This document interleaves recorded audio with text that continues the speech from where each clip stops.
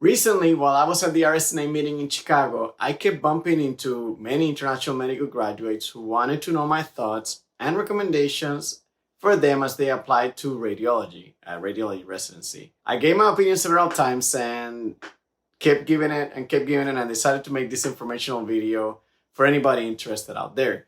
First things first, in general terms, applying as an IMG to a medical residency is likely more difficult than for the US graduates. In my opinion, the major disadvantage here is the difference in visibility. US medical graduates have more opportunities to interact and network than IMG counterparts. That's because they work in institutions, they have easy access to faculty. So this is what I'm going to talk about, how to increase your visibility. As you know, applying to residency is a two-step process. The first step is selling yourself through the ERAS application, which is a document, so residency programs end up offering you an interview. The second step is performing well during an interview, so the programs end up ranking you really high on their list and you can match. The two steps of the process are really important, but for IMGs, by far the most difficult is the first one, which is getting noticed. Now, let me tell you a story. When I was a program director, I would receive over 1,000 applications for 12 spots. I couldn't read all the applications. Probably nobody in the nation has the time or resources to do that. That's the reason filters exist for grades, for USMLE step scores, geography, so you can deal with a more manageable list. But I will go through the list and often see names that I recognize for one reason or the other, and I would end up clicking on their name and reading their application. And for you, a click is all you need. Someone to click your application.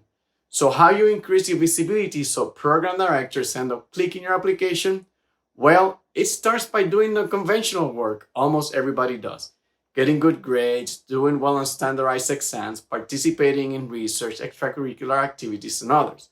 No amount of visibility will help you overcome large deficits in your application. It just amplifies all your positives. With that said, this is how you can increase your visibility, in my opinion. First, get a mentor that is willing to be your sponsor. This can be a faculty that you work with, a resident or a fellow. A mentor that has gone through the same process is always of help. There is no better way to learn than from the experience of others. However, sponsorship can really give you a push in terms of visibility. Having somebody advocate for you to other physicians is an amazing gift. When a fellow radiologist contacts me to talk about an outstanding mentee and student, I listen, and I listen well. Second, try to get some social media presence, at least some social media activity. This sounds somewhat inefficient, but trust me, it is not. Social media nowadays, when used correctly, has the power to amplify the voice of anybody. The largest networking platform without a doubt. You don't need to be an influencer to make a difference for yourself in social media. You just need to participate in the discussions relevant to your specialty of choice. Share interesting articles, retweet good educational content, and stay up to date with important topics and shared opportunities. Your name and face will be seen, and that may lead to a click. Third, get involved in committees and groups of your specialty of choice, especially in societies.